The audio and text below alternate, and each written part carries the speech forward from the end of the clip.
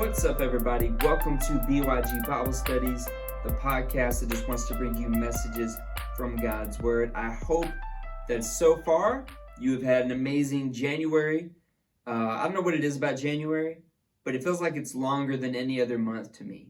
And it might just be me, but I feel like January is such a long month. And I know that in this month, maybe it's because you're starting things back up, right?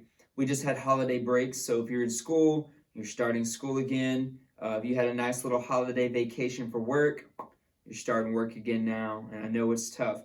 And it's always appreciative when people let you kind of gradually settle back into your routine again, Like I always hated when I went to school and day one, the teacher comes in and they're like, all right, let's get to it. First math lesson. You're like, no, wait, what about the how you guys doing? How was your Christmas, New Year's?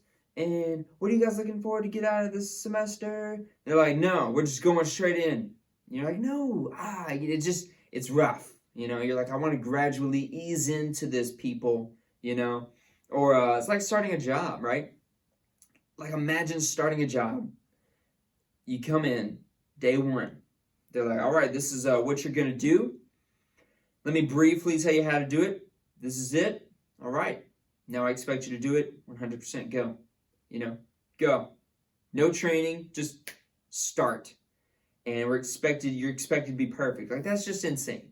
There's training periods for a reason, right? I mean, we need to gradually get into some things sometimes, or at least it would be nice if life always worked that way.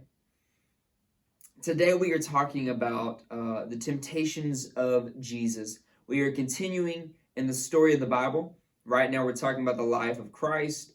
And last week we talked about his baptism, the beginning of his ministry. And now we are talking about immediately afterwards, him getting tempted. And, it's never a good time to get tempted, right? It's never a great time to get tempted or go through trials in life, especially as soon as you start a ministry. All right, Jesus, right out the gate, beginning a ministry, and then bam, he is tempted. It's like imagine just becoming a believer. You're like, I just decided to follow Christ. Can you hold off real quick? Like Satan, hey man, can we wait? Can you hold off for me for a second? Let me get used to what church is. Let me figure out the routine of going to church and let me build some nice relationships with some Christians first. Like, can you wait, sir? Do you got to do it immediately afterwards? But usually, whether it's sooner or later, trials and temptations often occur right after big transitions in life, right? That trials and temptations often occur after big transitions in life. Maybe you just decided to follow Jesus, and this is what happened to Christ, right? He began his ministry, and immediately he was tempted, intensely tempted by Satan.